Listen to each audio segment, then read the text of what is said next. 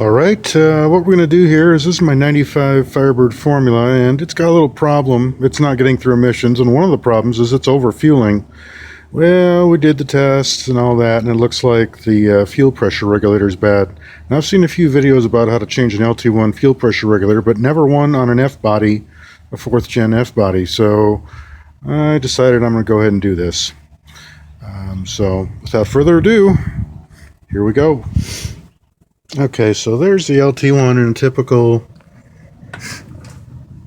F-body, 4th gen, up to about 96. And what we're looking for is here we're following the fuel line. And I'm going to flip it around here. And what you'll see is here's the fuel lines. And just out of view is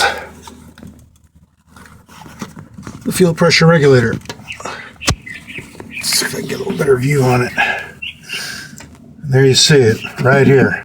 I'm going to use a quick disconnect and go ahead and disconnect the fuel lines after I bleed off the pressure, which there's a nipple here, somewhere, right here. That's the fuel pressure nipple. Okay, we've gotten the old one out. You can see here's the old one.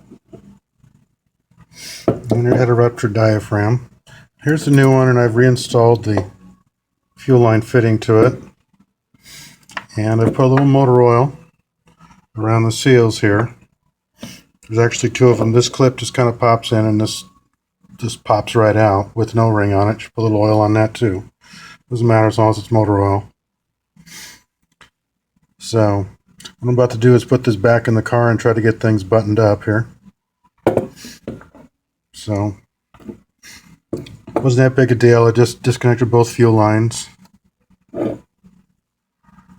So, and took the nuts out. Two different nut sizes. The one on the bottom is actually I believe this is a T25. Yes. The one on the bracket on the underside is T25. The one on the actual fitting for the pressure regulator here that I've got in my wrench, this is indeed a T27. It's a good investment to buy a set of these Torx bits. In fact, let's go see here. I'll show you the set. This is a 6-piece power build set. I got it at AutoZone or Checker, or rather O'Reilly. But it's got all the ones you're going to need for this job. Really only need 2 of them.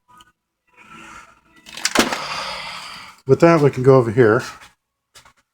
You can see what was involved. You see I've got towels all over the place. There's some people have talked about there being an issue with not being able to get by a piece of electrical equipment. What that piece of electrical equipment actually is the EGR solenoid. For, well, most cars should have this vintage anyway. I'm trying to get you here to see it, but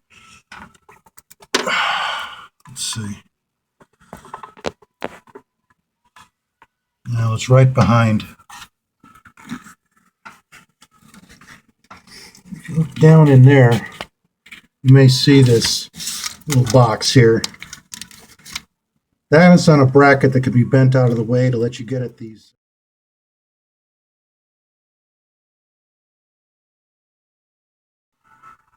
But what was involved was basically taking the fuel lines loose. You can see there. That one thinks it's going to pop back on, and it's wrong.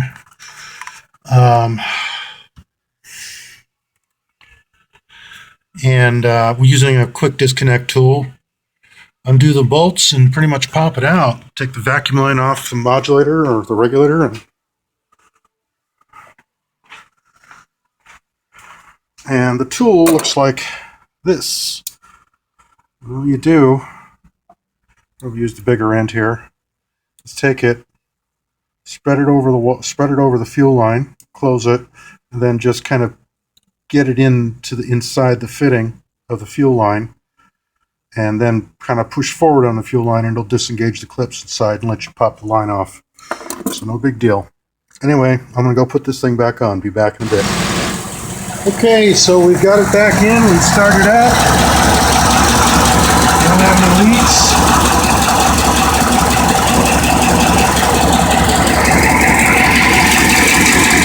There you are. Pretty much restart after this. You got to reprime the rail. So you turn the key on for 2 seconds, then turn it off, then turn it on for another 20 seconds, and then go ahead and start it. And I'm not getting the long drawn out starts anymore.